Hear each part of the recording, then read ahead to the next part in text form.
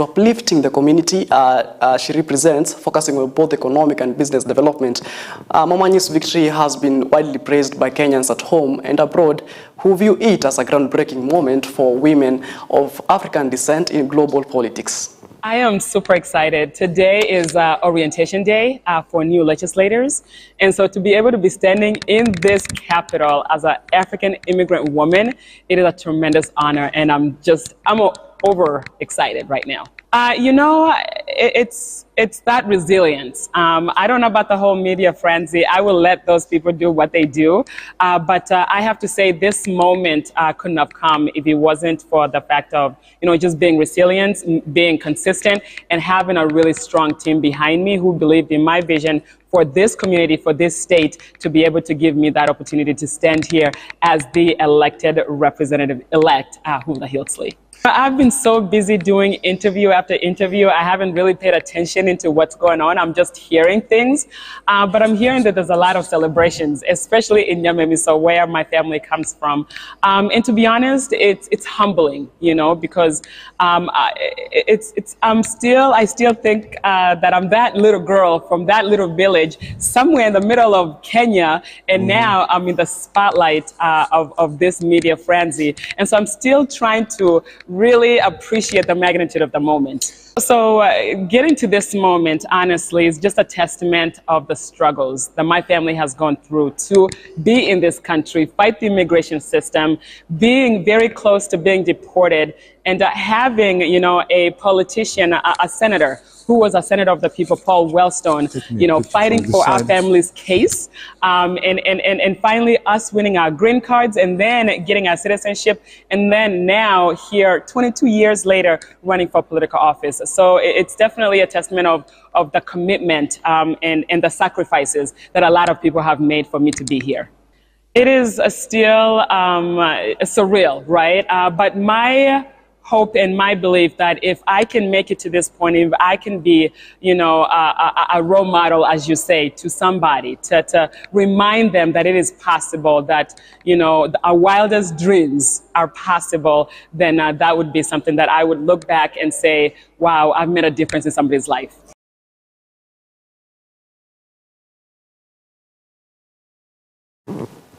Moving on, the Cabinet Secretary for Agriculture and Farming, Eden Duale, has announced a ban on farming activities within government-managed forest, specifically targeting Cheptais and Kabero Forest in the Mount Elgon constituency. The directive aimed at conserving the environment mandates that all farming operations in this forest must cease immediately. Duale emphasized the importance of protecting Kenya's natural resources, stating that the environmental degradation caused by agricultural activities in forested areas threatens the ecosystems and biodiversity. Forest Conservation and Management Act 20 and various stakeholders. No cultivation policy across all natural forests, and I'm issuing an immediate and total ban on cultivation in Cheptais and any other legally designated natural forest within our country. These ecosystems must be safeguarded to maintain their ecological integrity and biodiversity. To all our communities, government officials, and particularly Kenya Forest Service, were doing a very good job. Hear these: actions that compromise the integrity of Mount Elgon or any of our natural forests will not be tolerated. Anyone, including government officials, found engaging in activities that harm this ecosystem, be it through collision, encroachment, illegal cultivation, will face severe consequences. Moving on, Cabinet Secretary for Education Belio Kipsang has issued a stern warning to all school heads and examination center managers to ensure strict adherence to the established guidelines during the Kenya Certificate of Secondary Education exams in a bid to prevent any form of cheating or malpractice rather. Speaking at the Deputy Commissioner's office in Kikuyu, where he was overseeing the distribution of KCSE examination papers, Kipsang emphasized the importance of upholding integrity throughout exam process. He warned that any violation of exam protocols would not be tolerated and called on school directors of private institutions who have failed to register students correctly be prepared for swift action. Kipsang, however, reiterated that the Ministry of Education is actively working to reduce the number of security officers at exam centers. The move, he said, is aimed at providing students with a more comfortable and stress-free environment in which to sit for their exams free from intimidation or undue pressure. Telephones, I think across we might have had around 11 cases, I think. And to us, this is a good run this year. And I would want to thank our teachers because we are moving towards ensuring that this is a school exercise, that the schools can be able to manage their processes all the way from teaching to assessment and examinations. There are consequences according to law for not registering children, because all our children, all, be they in private schools and those in our public schools, we pay for exams. Government pays for exams. And therefore there is no reason why anybody would not do it. There was a school in Eldred which never did it, and already the director and the owner of the school are already in court. And any other case, the law will take its course, because there is no reason at all, no reason why we should not register any child because the children and their parents don't pay for examination. It is government that pays. Well, moving on, the High Court in Nairobi has directed that a petition challenging the impeachment process of former Deputy President Rigathi Gachagua be measured in January next year. This comes after the petitioners requested the court to await the Courts of Appeal decision in a case where Gachagua is challenging the ruling that Deputy Chief Justice Philomena Mwilu did not violate the Constitution when appointing a 3-judge bench. But the main appeal, the Court of Appeal has guaranteed will be heard before the end of this term. That appeal is jurisdictional because it challenges the process by which this bench came into life. It will not be wise for this court to continue with any proceedings here if, in any case, the Court of Appeal decides the appeal in favor of the appellant. So, in service of the overriding objective, we plead that judicial resources be used prudently. Cases belong to parties. Those who have opted to amend their petitions, we have absolutely no objection. They can amend their petitions. Pending appeal, the petitioners have intimated to this court that the Court of Appeal undertook to hear and determine the pending appeal within this term. They have prayed that this matter be mentioned in the new term for further directions. This was not opposed by the respondents. Accordingly, this matter is fixed for further directions on Thursday, 23rd of January, 2025. And as the curtains falls on the 21st Kenya Primary School Head Teachers Association Conference, which brought together over 15,000 head teachers from public schools, education stakeholders are now calling on the Kenya Institute of Curriculum Development to use technology to better educate our parents and teachers on the competency-based curriculum for a smoother transition. Wambugu Wakamao, motivational speaker, highlighted a critical communication gap he observed during his visit to schools across the country. Kamau noted that information about CBC is not reaching parents as effectively as it should, urging KICD to take more proactive approach. He suggested that KICD utilize social media platforms and television programs to explain the workings of CBC and engage with the public. Stakeholders wa elimu. Ningeomba watu kama vitengo vya KICD waingie kwa social media, watengeneze programs kwa TV, waelezee watu, kwa sababu watu hawana habari. Kwa mfano, watu hawajazoea kufanya mambo ya projects, walizoea mambo ya theory. Sasa CBC iko na subjects mingi na iko na theory mingi, na wazazi pia wako na resistance. You know, watu huwa wana deny, they are in denial, wanakataa zile vitu ambazo hawaelewi. Na hiyo ndio changamoto kubwa sana na wananchi wa Kenya. In fact, kama kuna kitu inaitwa public participation imekosa kwa CBC kwa sababu wananchi hawaelewi. Changamoto hiyo ni kubwa sana kiwango kwamba wengine wanadai afadhali turudi mfumo wa 844 ambayo ni ndoto ya mchana, hatuwezi kurudi nyuma. Meli shango wananga. Inatakikana kuwa na walimu wachache na walimu ambao hawajasomea kila ambacho walisomea. Kuna walimu ambao walisomea historia, tunawapea kufunza hesabu na sayansi. Hiyo ndio changamoto mimi naona, na pia serikali haitupei pesa ya kutosha. Wanatangaza wametupea shilingi 15,000 lakini pesa yenyewe hatuoni. Tuna changamoto kwenye vitabu. Vitabu ni vichache. Vitabu vingine curriculum designs hizo hazijawekwa pamoja. Hasa tukiangazia kwamba somo liliwekwa pamoja, masomo yaliwekwa pamoja, subjects. Kwa hivyo ikawa changamoto tupate curriculum design ambayo ni moja na inaweza kutuwezesha. Kwa hivyo tungependa kuchukulia kuwa CBC ni somo nzuri, ni very nice curriculum that is able to accommodate each and every child. Ingawaje kumekuwa na changamoto, as we know that as you start something there is always challenge, there are challenges. Right now in the beginning of this year we had a challenge of curriculum, the designs, the different learning areas being merged, and we did not have the designs ready for the same change. Lakini kama walimu ambao tumepatiwa na pia walimu wakuu tumejikakamua kutumia ile design ambayo walileta bila kuwa na vitabu ambavyo vinalingana na design kwa wakati ufaao. While still in matters education, the government will construct 16,000 more classes to facilitate a smooth transition of grade 8 pupils to grade 9. Deputy Chief of Staff in charge of management and delivery in the Executive Office of the President, Eliud Owalo, said that an additional 20,000 teachers will be employed to enhance the teacher-student ratio.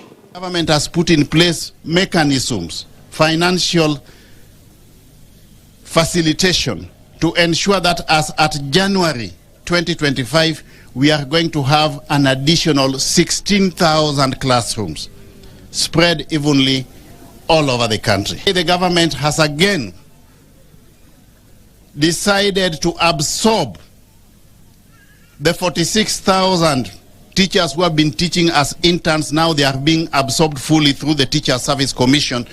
Over and above that, we are also going to have an additional 20,000 teachers. The challenge that now remains is for us as a local community to ensure that we have got adequate number of students in the school. The remaining task is yours. That these facilities will have meaning only if performance improves. And our objectives as funders of this project to make sure that our children are well prepared to be digital natives of the future. Moving on, residents of Kaungu village have expressed renewed hope for their children's education after a major facelift of Kaungu Primary School funded by the national government through the NGSDF. The school, which had been in poor condition for years, now boasts improved infrastructure and facilities, much to the delight of both students and staff. Speaking at the school during the official unveiling of the new facilities, the Board of Management Chair Jinasho Moneki highlighted the school's long history of neglect. He noted that for years the school had suffered from inadequate infrastructure, including dilapidated classrooms and an administration block. In addition, there was a lack of proper sanitation, forcing students to relieve themselves in nearby thickets. Hapo mwanzo hii shule haikuwa na madarasa ya kutosha, haikuwa na administration block. Lakini kwa sasa kazi imeanza na inaendelea. Tumejengewa administration block, tumejengewa madarasa mapya, na sasa watoto wetu wako na mahali ya kusomea. Shule yetu haikuwa na madarasa ya kutosha. Kwa Kwa hivyo watoto wengine walikuwa wanarudikana kwa darasa wakiwa wengi zaidi, na wengine hawakuwa na madawati. Kwa hivyo kwa sasa wamekuwa na madawati, wako na madarasa mazuri na masomo inaendelea mzuri. Shule ilikuwa kitambo ilikuwa mbaya. Kwanza vyoo vilikuwa vimedhoofika, vyoo vilikuwa mbaya. Watoto saa zingine hata ulikuwa unapata watoto wameingia kwa misitu, wanajisaidia huko. Saa hii choo ni mzuri. Staff room yenye iko saa hii ni ya kupendeza, walimu wanafurahia kukaa katika staff room nzuri. Hata asubuhi wanakuja mapema kufanya kazi kwa sababu staff room ni mzuri. Hatukuwa na madarasa, tulikuwa na vyumba hivyo tu ovyo, lakini kwa sasa tumeweza kuwa na vyoo, tuko na staff room smart, tuko na madarasa. Pande wa performance, shule yetu ilikuwa chini sana, lakini tunatamani sababu watoto wetu wanasomea kwa darasa safi, kwa madarasa smart. Kila mtoto anatamani na kila mzazi tunatamani watoto wetu wapite mtihani vizuri, kama vile walimu wetu wanaendelea kufanya bidii kwa masomo yao kufundisha watoto wao. Watoto wetu pia tunatamani watoto vile vile wapite mtihani.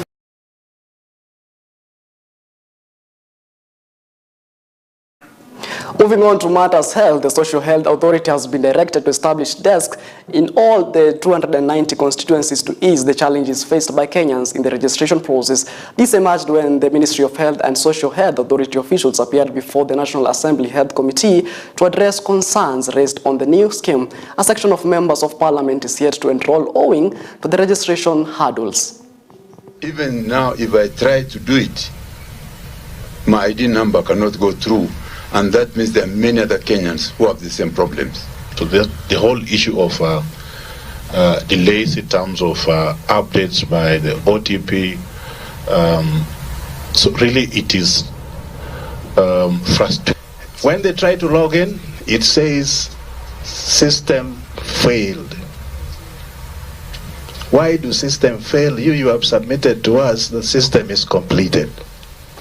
Maybe you can define for us the word complete. One of the problems we are finding ourselves having to deal with, even as we have processed more than 2 billion worth of claims, is where Kenyans are arriving at hospitals having never attempted to register, and we are having to take them through a registration. And if things fail here, they will fail up to level 6. Now that you have community health workers, you know they can work with our constituencies, Chair. Let us have a desk at the 290 constituencies and give ourselves 2 weeks to come out of this quagmire. You'll have to work with our clerk in parliament so that you can come and demonstrate to the members and even register members who have not registered into SHA so that they can be able to follow the process. And it will become even much easier for them when they explain to the people in the... Is it in order, Honorable Chair, for the PS to actually distance herself from the figure that she has submitted to this committee, Honorable Chair? Because she cannot say that the 121 is a result of discrepancies. It is, as the CS presented it, as an achievement. Now, you are telling us these are some numbers, we are weeding it. That it would be important to go back and interrogate the system again, because this statement is actually misleading all of us. On the issue of the active... So you what we normally say is that I want to withdraw that. Well, still in matters health, the Embu County Social Health Authority has joined forces with the National Government Administration Officers Ngao and the county government to accelerate the registration of eligible households into the newly launched health scheme. This partnership aims to ensure that all eligible households are registered by the end of December 2024, providing them with access to affordable and quality healthcare services. To streamline the process, the three organizations have established a joint secretariat that will oversee the registration exercise across the county. Speaking during the launch of the registration drive, County Commissioner Jack Obuo emphasized the importance of the initiative in improving access to healthcare for residents of Embu. He outlined an ambitious goal of registering 206,000 households by the end of the year, with the ultimate aim of reducing financial barriers to healthcare. Both SHA, the national government, Ngao, and the county government, we shall push the figures and register our people to SHA, because that is the way to go. Initially, we had system challenges, which we've actually addressed. Currently, we have technical people from the consortium who are providing the services to us. By tarehe 24 December, tumetarget kwamba wale wote population ya Embu County households 206,000 households Embu County, tuna target kwamba by the end of December wamekuwa sensitized na wameregister. Tumejumuisha village elders, tuko nao kwa hii program. Tumejumuisha administrators, chiefs, assistant chiefs na our Ngao. Tunafanya mabaraza kila wiki, baraza moja, na tunafanya town hall meetings.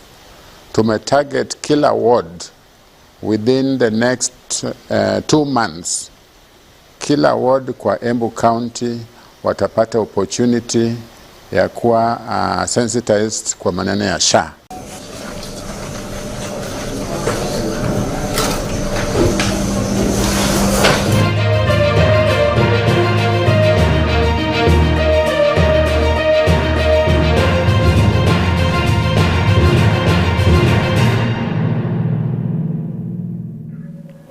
Well, let's get sporty now, and the race for the Bungoma County Chairman title officially began on a high note at the Amatula grounds in Kimilili as 3 existing matches were played during the opening round of the elimination stages. The competition, which attracted teams from across the county, has now set the stage for intense battles as contestants vie for the coveted chairman title.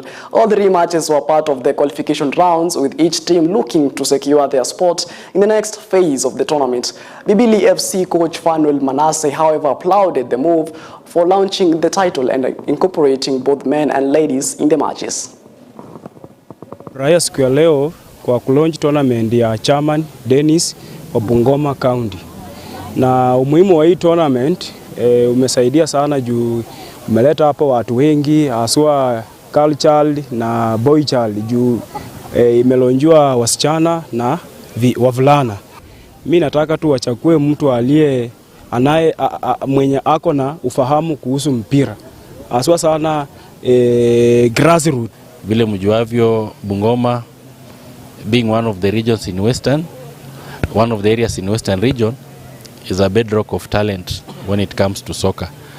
Kwa hivyo tumeonelea hii wakati wa holidays tujaribu kuweka hao vijana pamoja, wacheze tournament ambayo iko na structures, ambayo iko controlled, kwa sababu hii tournament timu yenye inacheza lazima ikuwe inacheza pia ligi, na mchezaji anayecheza pia awe registered kwa system yetu, because talent identification, tukicheza bila kuwa na wachezaji ambao tu wako registered, hatutajua mchezaji mzuri na hatutajua mchezaji ni nani. Kwa launch ya leo ya Chairman's Cup, hii ni first edition, na namshukuru kwa hilo wazo. Unaona leo watu wangapi wamekuwa entertained hapa, tumefurahishwa sana game zote 3. Grassroots football inahitaji watu wa kujitolea, na mimi nashukuru Bwana Dennis, tumefanya naye kazi vizuri sana kwa hali ya kujitolea kuhakikisha kwamba mpira ya Bungoma imesonga kufikia penye iko.